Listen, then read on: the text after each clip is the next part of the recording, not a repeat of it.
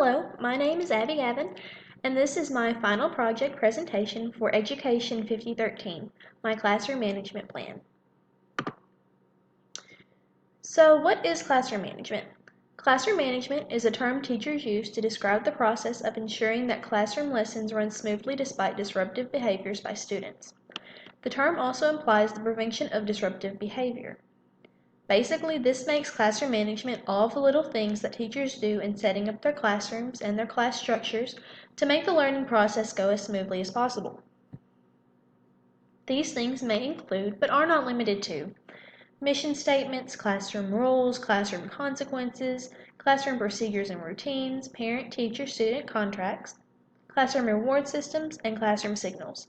Today I'm going to talk about some of the things that I'm going to implement in my classroom for my classroom management plan. So let's start with the mission statement. A mission statement summarizes the goals and values of a group or individual. It is important in establishing the purpose of the educational environment, demonstrating for students and parents what the teacher hopes to accomplish. In my classroom, I will use the following mission statement. As an educator, it is my mission to help my students succeed. No matter what paths my students will take after leaving my class, they can only be successful if they can process information from a variety of sources, form ideas from that information, and communicate those ideas aloud and in writing. By having students read and respond to diverse and complex texts, I aim for them to develop these skills and thus become capable, productive, and fulfilled individuals. If you couldn't tell, I'm going to be an English teacher. I'll be teaching high school juniors and seniors, so it's very important to me that I get these last few skills in their minds before they go out into the world. And I hope that's something that I can communicate through this mission statement. Alright, so moving on, let's talk about the rules I hope to implement in my classroom. The best rules in any learning environment should be short and concise. They should be able to cover a wide variety of situations and behaviors, but they shouldn't be so great in number that it would be overwhelming to remember them all. The rules I'll use in my classroom include: always arrive on time, always come prepared, have a positive attitude, complete your work on time, and give all your work your best effort. Most teachers in school districts want the same basic behaviors out of their students, so classroom rules tend to be varied in language more than anything else. So most classroom rules are just about the same. However, there is a much wider variety on how different teachers handle broken rules in their classes. Their methods of addressing broken rules are the consequences students face in the classroom. Consequences are variable, but they are always essential. When teachers fail to enforce the rules with consequences, students feel that it is not necessary for them to follow the rules. The consequences I came up with to go along with my rules vary by rule broken and severity of the offense. I'm sure most teachers probably vary theirs as well. Alright, so the consequences in my classroom. Students who fail to arrive on time or fail to come prepared will be given a warning on the first 2 occasions. Should the behavior persist after 2 occasions of tardiness and/or ill-preparedness, the student will be given a detention. Students who fail to have a positive attitude, thereby disrupting the classroom, will be given 1 warning. On the next occasion, they will be given a detention. If the behavior persists, they will be sent to the principal.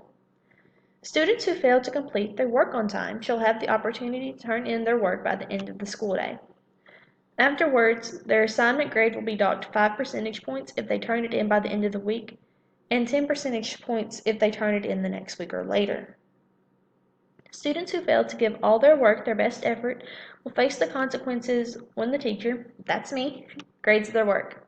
Should behavior persist, they will be referred to the office and their parents and guardians will be notified. Classroom procedures. Classroom procedures and routines are how things get done in the classroom. It's essential that these are implemented early on and that they are used consistently throughout the school year. Efficient use of classroom routines saves time in the classroom, allowing for more lesson and work time. Alright, the classroom procedures that I came up with are pretty simple. I have one for entering the classroom. Students are to enter the classroom quietly and turn their homework assignments into the appropriate basket. They should then proceed to their seats and put away their belongings. If they have any reason to be out of their seat, they may attend to these matters now. Next, I have getting to work immediately.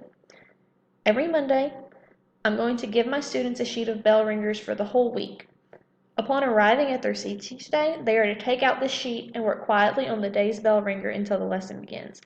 That paper, of course, is going to be turned in on Friday. Turning in papers. Upon arriving in the classroom each day, students should place their homework assignments in the basket marked for their class period. Any in-class assignments are to be placed in the same basket upon completion. Students may turn late papers into the basket by the end of the day they are due. Afterwards, late papers should be given directly to the teacher, as the basket will be emptied at the end of each day. Some kids might think that they're slick and try to put that paper in the basket before I empty it, thus violating the turn your work in on time rule. Hopefully this will help alleviate some of that behavior. Okay, and then we have bathroom breaks. Students are advised to go to the restroom before class starts, as once class starts, only one student will be allowed to go at a time. Students do not have to ask permission to go to the bathroom. Instead, they should quietly proceed to the back of the classroom, write their name and the time on the bathroom pass sheet, take the pass, and go. Upon returning from the bathroom, they will replace the pass and sign back in. Of course, that rule can be a little flexible if someone is really ill or if they have a doctor's note. Cell phones. Except during in-class activities that require smartphones, cell phones are to be kept out of sight and on silent during class time. Should a student's cell phone become a distraction during work or instructional time, it will be confiscated and turned into the administration. Only the student's parent or guardian will be allowed to pick up his or her cell phone. And that's according to the policy at my school. Alright, next we're going to talk about the parent-student-teacher contracts. These list the expectations that we as teachers have of our students and their parents, but also of ourselves. This is our way of putting everything out there, what we want you to do, what we want to do ourselves. So over here you have a picture of the contract I plan to send home.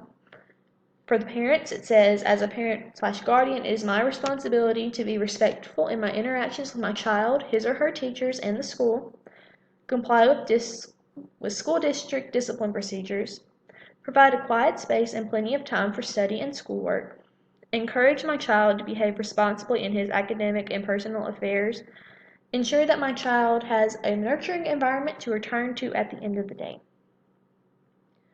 For the parent, it's mostly about building character. Educational stuff is on me, but as teachers, we need the parents to support us in making sure that their students do right, that they see those values at home. Alright, for students, I have listed, as a student, it is my responsibility to be kind and respectful to my parents, educators, classmates, and self. Follow school rules and procedures. Arrive to class on time and be prepared to learn when I arrive. Cooperate with my teacher so that everyone can learn together. And seek help when I need it. I think that last one is really important. I don't want to be a teacher that my students don't feel they can come to whenever they don't understand something. I do want them to seek help when they need it. And I won't be able to sense it all the time on my own, so I need them to come forward. As a teacher, it is my responsibility to be kind, patient, and respectful towards my students, parents, and administrators. Act in accordance to school rules and procedures consistently and fairly. Give my students a safe and comfortable learning environment. Share my knowledge, assistance, and enthusiasm with my students. And help my students learn and grow however I can. And those are just the things that I really want to do and be as a teacher. Alright, so then we have the classroom reward system. Positive reinforcement, such as a reward system in the classroom, is proven to have a better effect on behavior than negative reinforcement, such as detentions. I struggled a lot with this part of the classroom management plan because as juniors and seniors in high school, I'm not sure that my students necessarily need to be rewarded for everything that they do. I feel like at this point in their lives, they should be able to put papers in their basket. They should be able to speak kindly and respectfully to one another. So the reward system I came up with is going to be mostly academic based.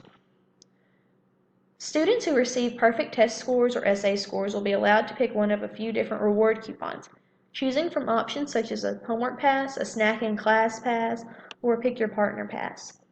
I just thought those were some cool things that won't disturb the classroom very much, but they will be a little bit of an incentive for students. I also plan to give food treats once a month to an outstanding class as incentive for good behavior from the whole group. And that's a lot about citizenship. It's about having the students encourage each other to make good choices and do good things. Alright, so classroom signals. Using signals both verbally and non-verbally helps teachers refocus and transition their students through the lesson. However, not all signals are appropriate or useful in a given situation, so it's good to have a variety. Some that I plan to use in my classroom are saying good morning scholars and having my students reply with good morning Miss Gavin. This will signal that we are moving from bell work time to instructional time, just because I know that when my students are focused on something, they might not recognize that I am getting ready to teach, or maybe they're talking and they shouldn't be, and I need to get their attention to go back to the lesson. I also like 1, 2, 3, eyes on me, and then my students reply to that with 1, 2, eyes on you. And this would signal to my students to pay attention to what I'm about to say. I also think that turning the classroom lights off when students are too loud to hear or don't respond to my verbal signals will be a super effective signal. Just because it's really hard to ignore a classroom light. Maybe they won't hear me talking to them, but they're definitely going to notice that. And then for quiet environments where it would not be respectful to others for me to turn off the lights or give a verbal signal, I'm going to raise one hand in the air and wait for students to copy the motion. And that should be a good signal for them to focus on me, focus on what I'm saying without disturbing the others around us. Alright, so it looks like that is the end of the slideshow and the end of my classroom management plan. Thank you so much.